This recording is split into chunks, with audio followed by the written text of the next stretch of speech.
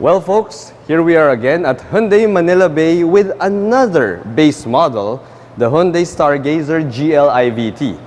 In this video, we find out if this base model offers more value than the rest of the lineup. Let's do this.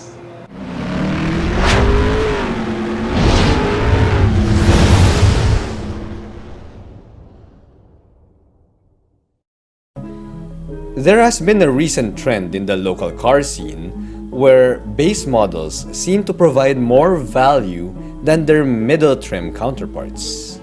It is a good trend, mind you, since a lot of people would go for the base trim anyway to save some money. However, this base Stargazer GL didn't seem to get the memo because it is as basic as base models go. Priced at 1,038,000 Philippine pesos, some would say that the Stargazer GL is quite affordable for a base MPV.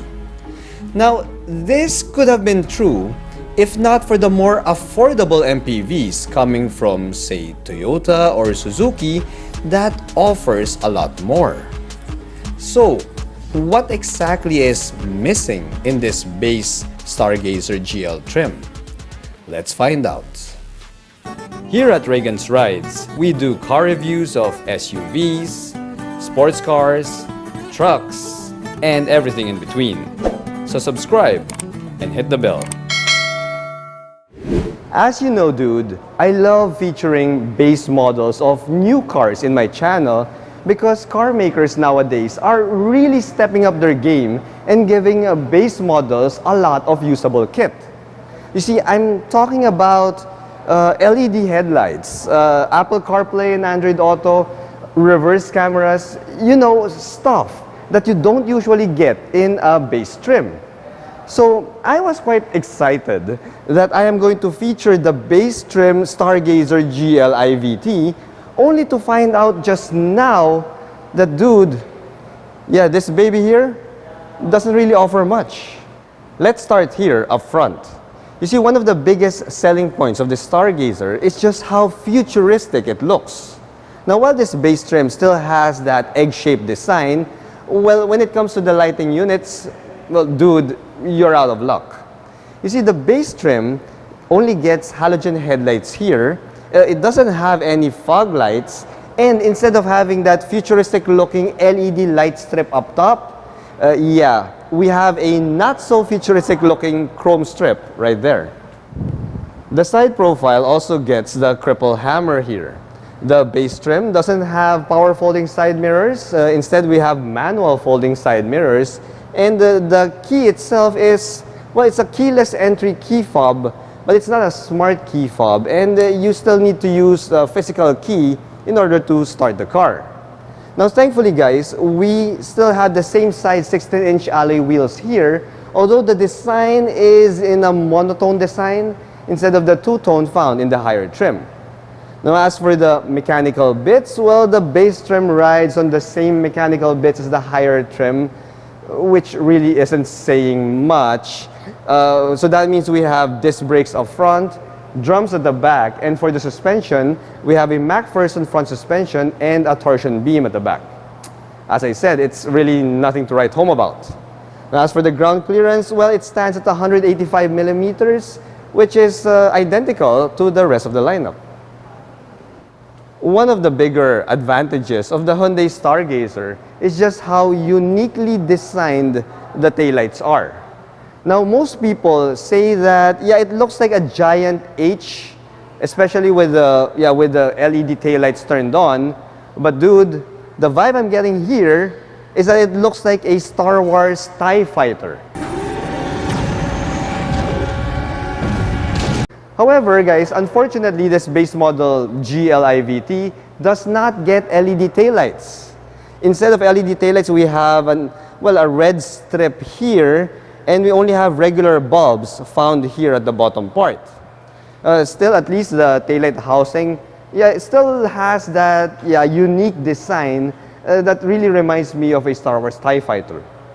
Now, dude, pop open the manual liftgate here, and you also get another advantage of the Hyundai Stargazer GL IVT. You see, we get tons of cargo space here.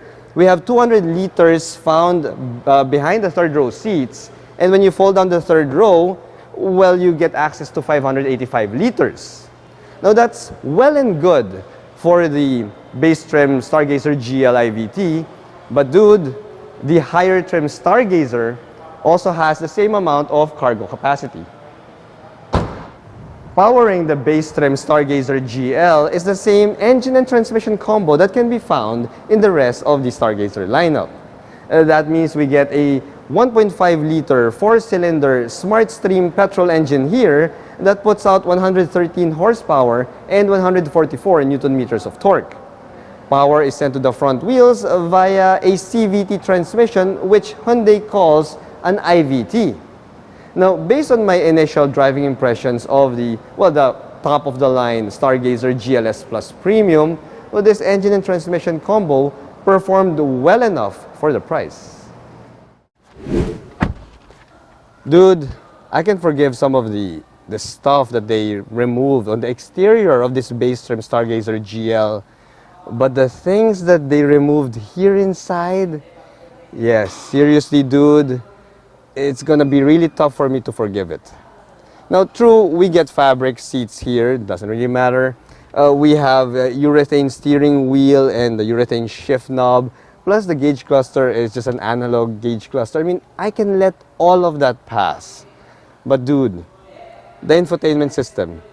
I mean, seriously, the infotainment system.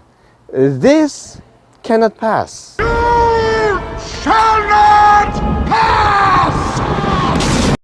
This is just a freaking radio, guys, with Bluetooth connectivity.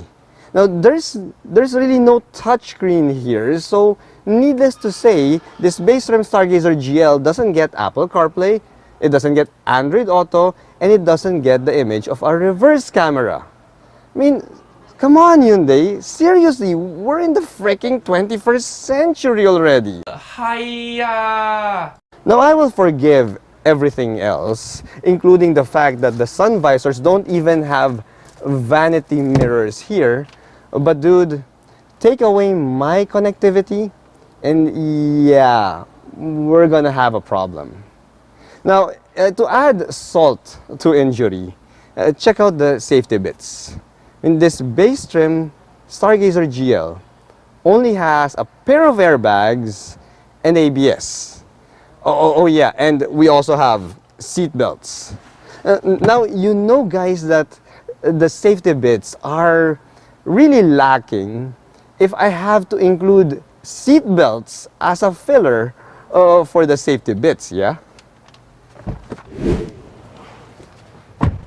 The second row of the base model Stargazer GL also gets several cuts here because, as you can see, that nifty tray table found on the passenger side of the higher trim is already gone. Now, I also didn't mention that at the front, this base trim also loses the center armrest, and instead you just get a big cubby hole right there. Now, back to the second row. The second row also doesn't get anything here, the center armrest here in the middle.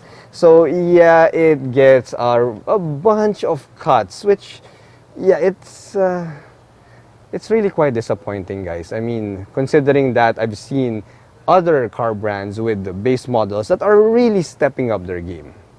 Now, one of the good things that go for this base trim Stargazer GL is the fact that we get ample space here inside for an MPV. As you can see, the second row, it's quite decent, and for an average Asian dude like myself, I'm 5'6", yeah, you can put three of us here and it's going to be quite comfortable.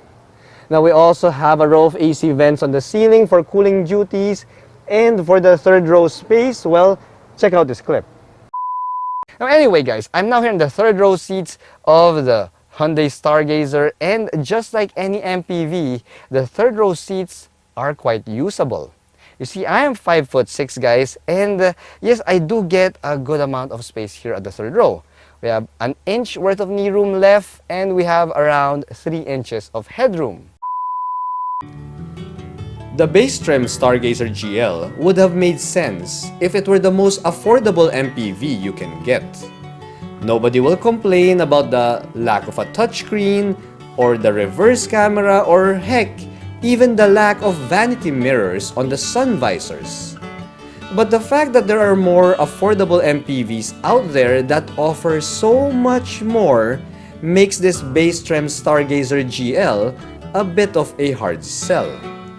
It's really just a basic egg-shaped commuter, nothing more and nothing less. So if your budget would allow, and you're really hell-bent to get a Hyundai MPV, then going up to the higher GLS trim would make better sense for a bit more money. Thanks for watching.